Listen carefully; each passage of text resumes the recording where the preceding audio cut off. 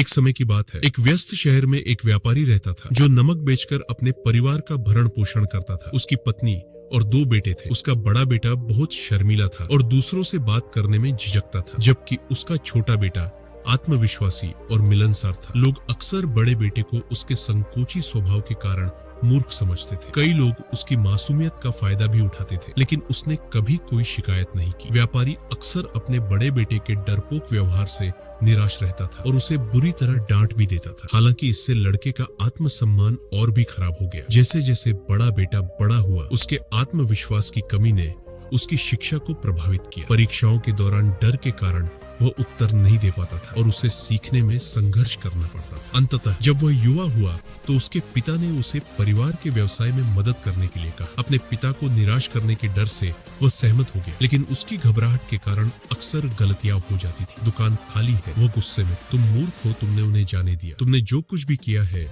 उसे चुरा लो, मेरा बहुत बड़ा नुकसान किया है, मेरी नजरों से दूर हो जाओ और कभी वापस मत आना। युवक पूरी तरह से टूट गया था। उसके पिता का गुस्सा, शहर के लोगों की हंसी और उसकी लाचारी ने उसे खुद को बेकार महसूस कराया। दिल टूटा। वह शर्म से डूबा हुआ नदी के किनारे भटकता रहा। उसने सोचा कि अब जीने का कोई मतलब नहीं है, मैं हमेशा असफल ही रहूंगा। जैसे ही वह नदी में कूदने वाला था, पास से गुजर रहे एक युवा शिष्य ने उसे देखा और उसे वापस खींच लिया। युवक ने गुस्से से पूछा, तुमने मुझे क्यों बचाया? मेरा जीवन बेकार है, मैं कुछ भी ठीक से नहीं कर सकता। शिष्य ने धीरे से उत्तर दिया, जीवन केवल एक बार दिया जाता है। यदि आप जीवित हैं, तो आप असफलता को दूर कर सकते हैं और सफलता पा सकते हैं, लेकिन यदि आप हार मान लेंगे तो आप कभी नहीं जान पाएंगे कि आप वास्तव में क्या करने में सक्षम थे। युवक ने अपना दुख साझा किया, मैं शर्मीला और कमजोर हूँ, इस वजह से मेरे पिता मुझसे नफरत करते हैं, मेरे पास कोई शिक्षा नहीं है और लोग मुझे मूर्ख कहते। संत गहरे ध्यान में लीन थे। शिष्य और युवक ने उनके सामने सिर झुकाया। जैसे ही युवक ने उन्हें देखा, वह फूट फूट कर रोने लगा। संत ने पूछा, मेरे बच्चे, तुम क्यों रो रहे हो? युवक ने उत्तर दिया,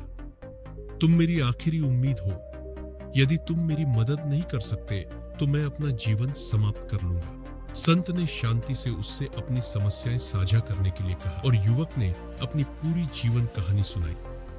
ध्यान से सुनने के बाद संत ने कहा, मेरे पास तुम्हारे लिए एक समाधान है, लेकिन इससे पहले कि मैं तुम्हें बताऊं, तुम्हें अगले 3 दिनों के लिए मेरे निर्देशों का पालन करना होगा। यदि तुम मेरे कार्यों को पूरा करते हो तो मैं वादा करता हूँ कि तुम्हारा जीवन बदल जाएगा। आशा के लिए बेताब युवक पहले दिन सहमत हो गया। संत ने निर्देश दिया कि जाओ और 10 अजनबियों से बात करो, उनसे उनके जीवन के बारे में पूछो और उनके उत्तर लिखो। युवक ने हिचकिचाहट के साथ लेकिन संत की सलाह का पालन किया। कुछ लोगों ने उसे नजरअंदाज कर दिया, जबकि अन्य असभ्य थे, लेकिन उसने कोशिश जारी रखी। शाम तक उसने 10 लोगों से बात की और कुछ नए दोस्त भी बने। पानी के महत्व के बारे में युवक हैरान था। मेरे पास कोई उचित शिक्षा नहीं है, मैं कैसे पढ़ा सकता? उसने विरोध किया। संत मुस्कुराए और कहा कि वे बच्चे नहीं जानते कि आप अशिक्षित महसूस करते हैं। जो कुछ भी आप पहले से जानते हैं उसे साझा कर। युवक घबराया हुआ छात्रों के सामने खड़ा था। उसके हाथ कांप रहे थे, लेकिन उसने बोलना शुरू कर दिया। उसने पानी के 5 महत्वपूर्ण उपयोग समझाए और जल्दी से भाग गया। जब वह संत के पास लौटा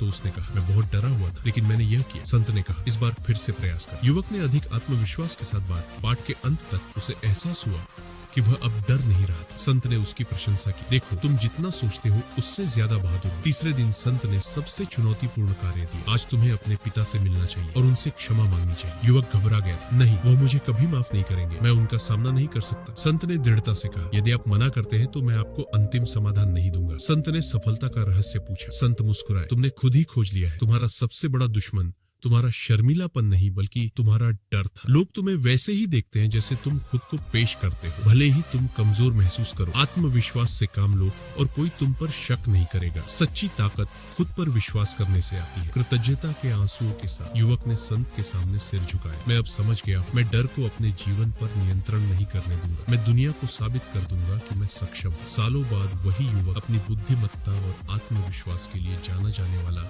एक सम्मानित व्यवसायी बन गया। आत्मविश्वास कोई ऐसी चीज नहीं है जिसके साथ हम पैदा होते हैं, यह कुछ ऐसा है जिसे हम खुद बनाते हैं। यहाँ तक कि सबसे शर्मीला व्यक्ति भी मजबूत बन सकता है यदि वे खुद पर विश्वास करना चुनते हैं। हमारी सबसे बड़ी सीमाएं केवल हमारे दिमाग में मौजूद है। डर और आत्मसंदेह हमें रोक सकते हैं, लेकिन साहस और दृढ़ता सब कुछ बदल सकती है।